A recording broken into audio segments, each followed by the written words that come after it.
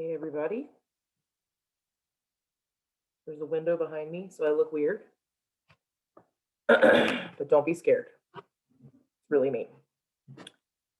Happy Tuesday.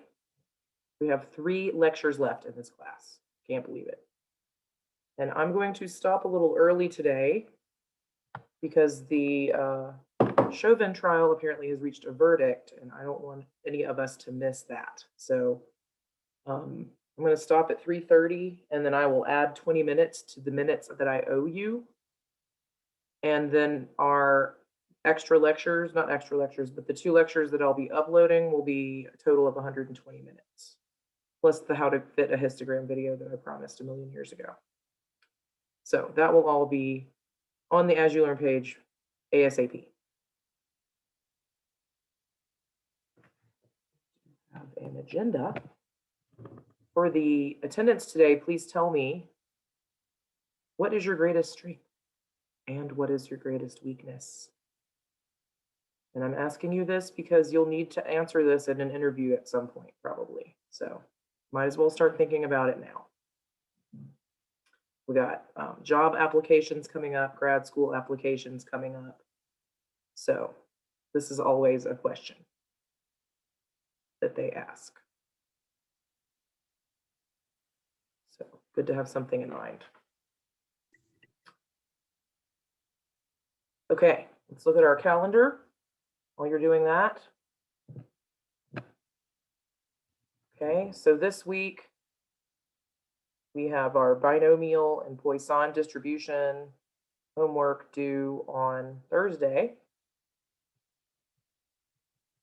And then next week on reading day, we have our chi-squared homework due.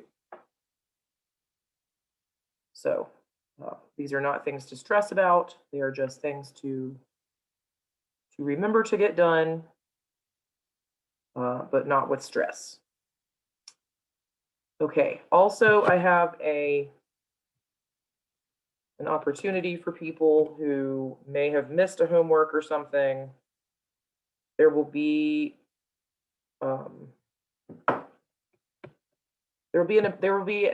a opportunity to turn in late homeworks for a reduced grade on the day of the final exam. Turn them in on the day of the final exam for a reduced grade.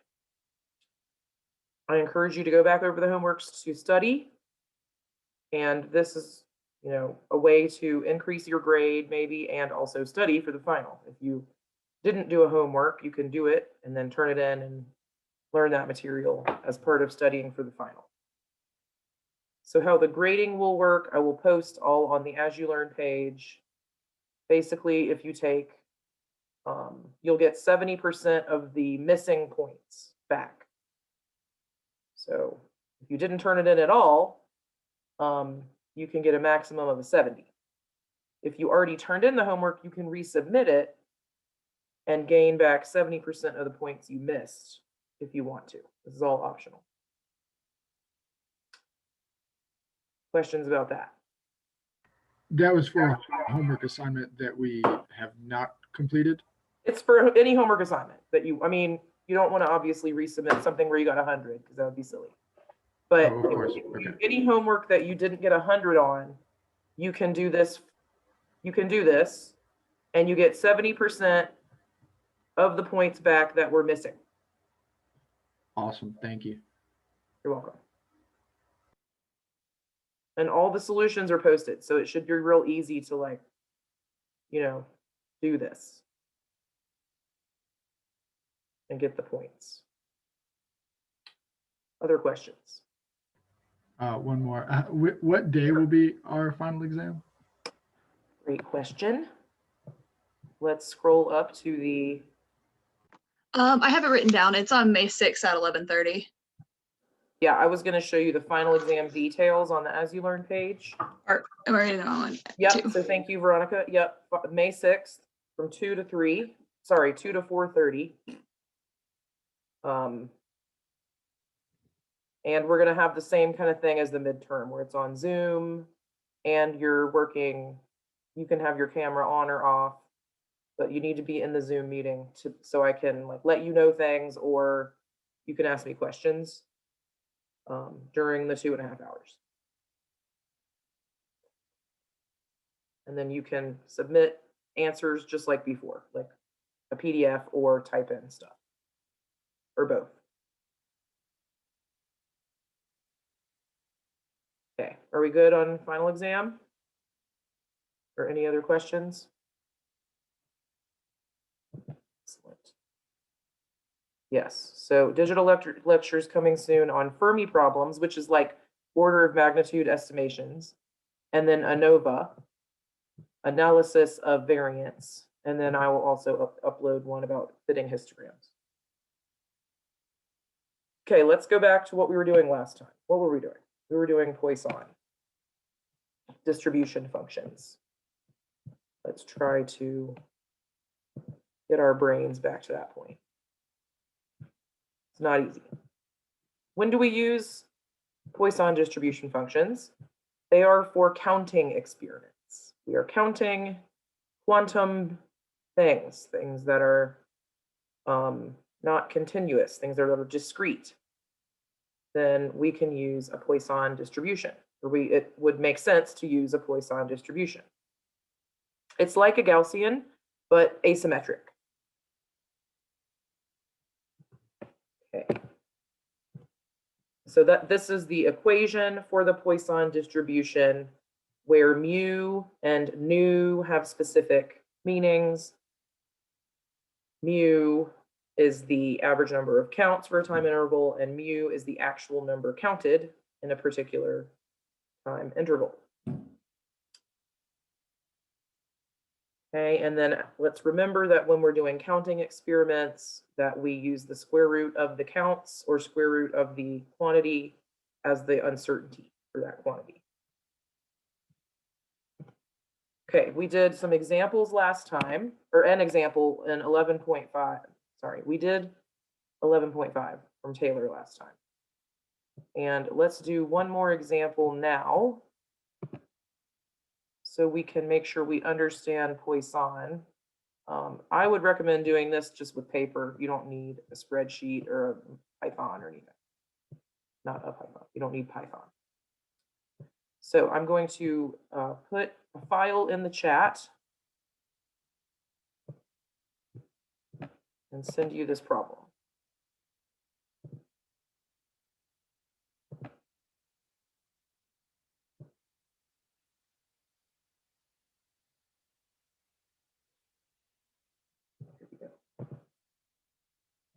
Okay, sending.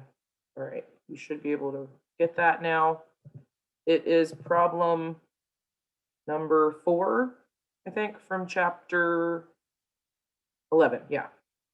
So you can also just get this out of Taylor. It's number 11.4. So this is eggs. Eggs are discrete, right? We don't have like a continuous amount of eggs. We have a discrete number of eggs at a farm, and there's lots of eggs. And we want to maybe try to predict how many eggs we're going to have based on last year's eggs or whatever.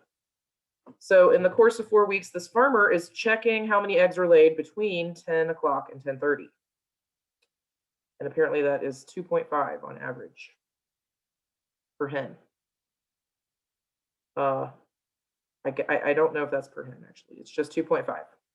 So the number of eggs laid, 2.5, and in general follows the Poisson distribution because it is a counting experiment, basically. So based on that assumption, how many days do we suppose that the farmer could find no eggs laid between 10 and 10:30? And how many days do we suppose there were 2 or less or 3 or more eggs laid based on that average? Okay, I'm going to put you in your breakout rooms, let you try to answer this question. Basically, you have to look at your Poisson equation and figure out what is mu and what is nu here to help you answer the question. Okay, trying to get to breakout rooms.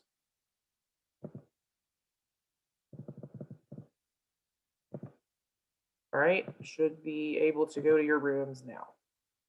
And I will put you in if it didn't work.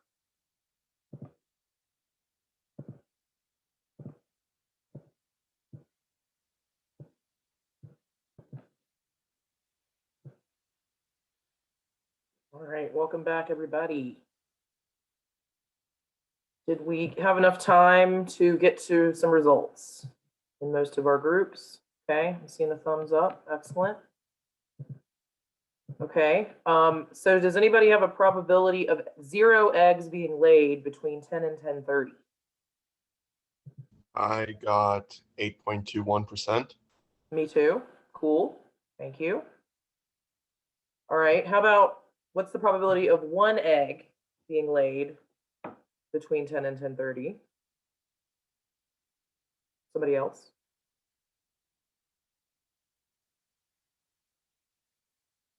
If no one else wants to say Okay, it, well then Alex. I got 20.52%. Also, I have that. Okay, and let's see if we agree on 2 eggs. The probability of 2 eggs being laid between 10 and 10:30. 25.65%. I have 25.7%. I think, well, that was Oh, probably. we're close. Okay, Yeah, round. 25.65, so it's just rounding. Yes. So for the probability of 2 or less, we add up the probability of 0 plus the probability of 1 plus the probability of 2. That's Mhm. all. And that's pretty simple. I got 54.41%. Yep, same for me.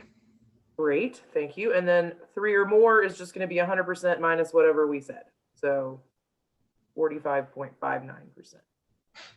All right, so let me share my screen and show this instead of saying it out loud for the folks who maybe didn't get these answers. And I want to move this thing out of the way, sorry. So we can look at the slide. Okay, so we didn't really call this a probability distribution function, but that's what it is because it's normalized. The Poisson function obeys the normalization condition. So the y-axis is a percent. Like it's always going to be something out of 100 or like something out of 1. We think of it as a percent. So the if we, sorry, scroll up here, we know that we have between 10 and 10:30 an average of 2.5 eggs being laid on average. And so that's going to be our mu, our average number of counts expected for this time interval from 10 to 10:30. And then the actual eggs laid between 10 and 10:30 that we're considering for each probability is going to be that nu, that little curly V symbol. So for the first situation, nu is 0. And we substitute 0 for nu everywhere in the equation. Mu is always 2.5 in the equation, so that's easy. So if we want to know the probability of 0 eggs laid, we substitute 0 in for nu, and we get 8.21%. If we want to know the probability of 1 egg being laid, we substitute 1 for nu, and we calculate 20.5%. And so on and so forth. So we calculate the probability of 0 eggs being laid between 10 and 10:30, then the probability of 1 egg being laid, sorry, I put eggs for some reason, 1 egg being laid, then 2 eggs being laid between 10 and 10:30. So if we want to know the probability of 2 or less, that's going to be the probability of 0 plus the probability of 1 plus the probability of 2. So we just add those 3 numbers to get 54.41%. And to figure out the probability of getting 3 or more, we have to take our total and subtract the 54.41 to get 45.9. So our example that we did in class last time was more of like a proof sort of thing that like the Poisson distribution is a good model for accounting experiment for radioactivity, but we can also use it as a probability kind of prediction model for counting experiments as well, or for situations where we're counting things. That can vary a little bit. Okay, questions about Poisson or comments or feedback?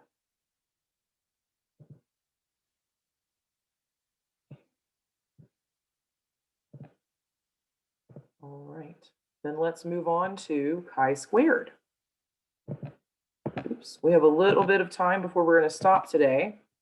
So let's definitely at least understand what chi-squared is before we end the definition. What's going on here? Trying to, okay, right, okay. So what is chi-squared? Anybody have a sort of relative understanding they might want to share?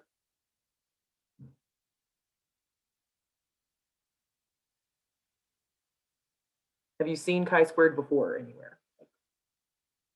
Maybe in some software that you used. Yeah, where have you seen it before? You don't have to know what it is, but where have you seen it before? I've seen it when fitting lines.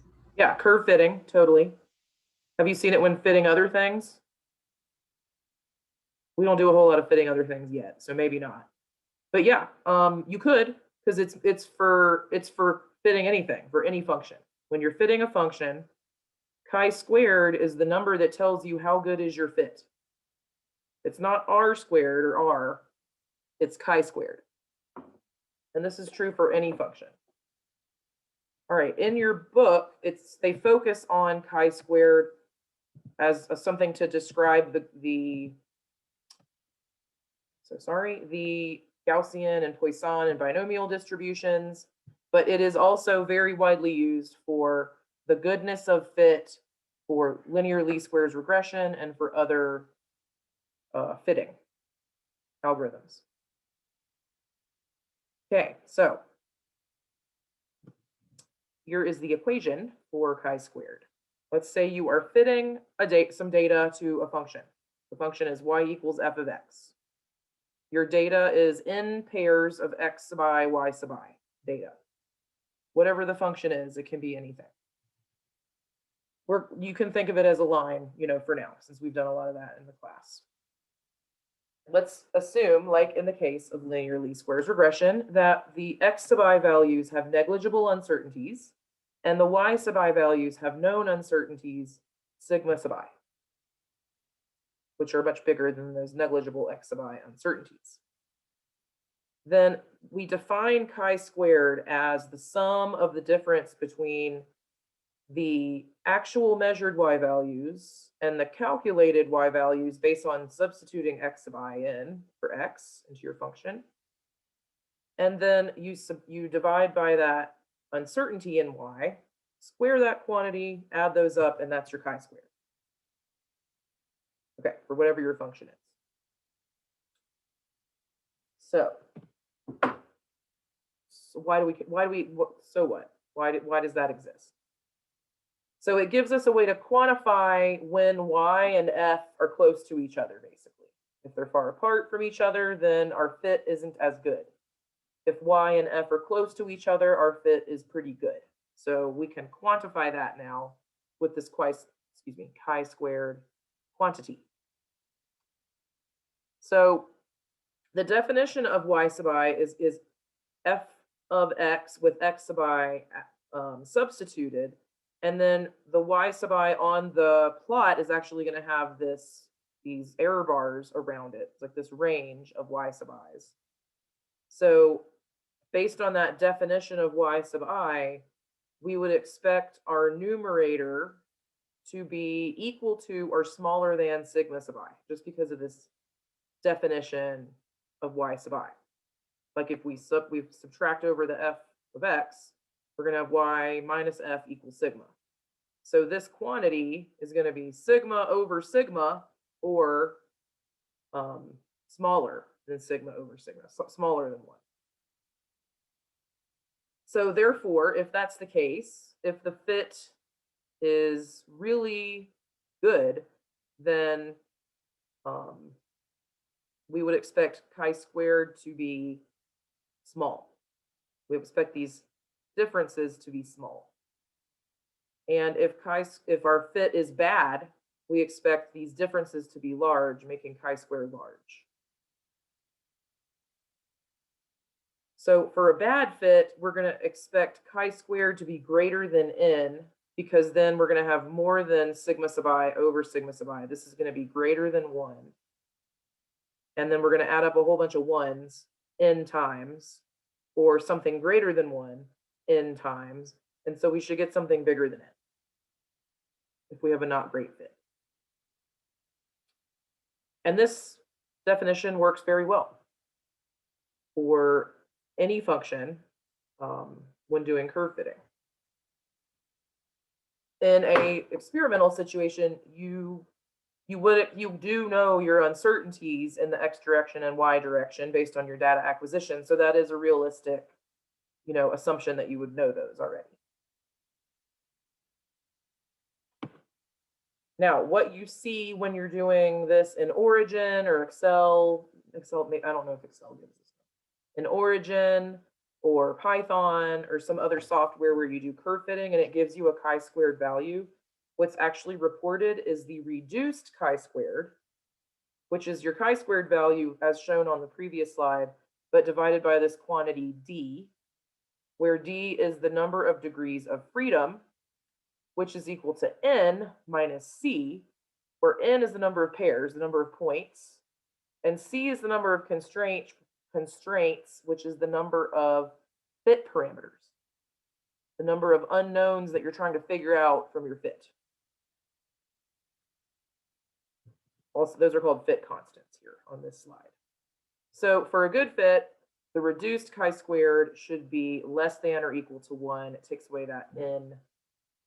It takes away this n dependence. All right. I am going to stop now as promised. We will do some examples next time with chi-squared and some breakout rooms with chi-squared and maybe some curve fitting. It's going to be a lot of fun. So I'm looking forward to seeing you Thursday. I will stay on in case you have questions. Have a great week. Have a great week. You too. Thank you. Bye-bye. Bye.